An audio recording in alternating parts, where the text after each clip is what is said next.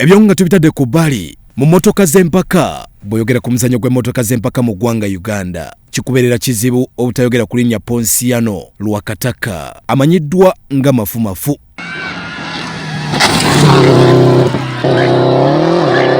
Ono avuze emmotoka z'empaka okumala emyaka egisoba 20 era abawagizi be bazze bamulaga essanyu.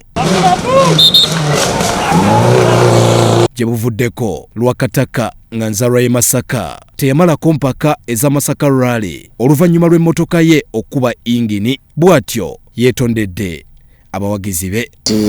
Kusooka betondera Masaka Rally motoka yafa. It was a big disappointment. Naye Rally bwete bwegeera motoka yafa ingini sasobola kumalako. Nali okuvamu nga ndifu kyakubiri banzirako ku seconds whereby nali nessuubi nti Rally nsobola ogiwangula. Lwakataka y'omu ku Bannayuganda abaali bawangudde ku mpaka eza Pearl of Africa Rally, wabula ayolekedde okusubwa ez'omwaka guno olw'emmotoka ye okukuba yingini. Zibagali nti emmotoka y'empaka tegenda ku mbaga, tekola taxi, tekwana, tera ndumu ogona gwekola just okukozibwa mpaka ne maana eparkinga. Ate tusasulwa nga muwuza nti kulimulimu si mulimu muzannyo okumalako abantu stress. Bangi bagubako stress fo tubamalako stress. Asabye abawagizi b'emmotoka z'empaka abazivugako ne baziwummula ne bannabyamizannyo bonna abanyumirwa kyakola okuvaayo bamukwasizeeko asobole okugula yingini eri eyo kumpi mu bukadde 40. Nkubiriza mwenna abagala Rally eno cause gye tuliko sawa zino y'okugula yingini yaffe si yange nzekka naye omulayi nanyule emmotoka z'empaka bonna kwoteka leete.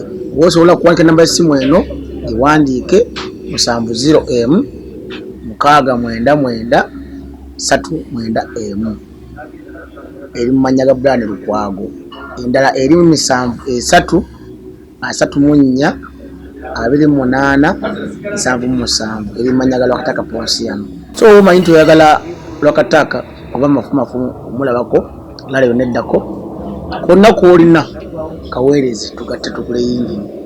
Emmotoka y'empaka ya bbeeyi nnyo osobola okuba nange ogiyina naye nga totagiriikiriza. So kati yaffe eri maanyi g'abantu, emmotoka yaffe maanyi gaffe tunogiriikiriza. Empaka za Pearl of Africa Rally zakubeerawo okuva enakisa omwezi 10 omwezi ogwokutaano okutuusa 12 mu bitundu eby'Ejjinja.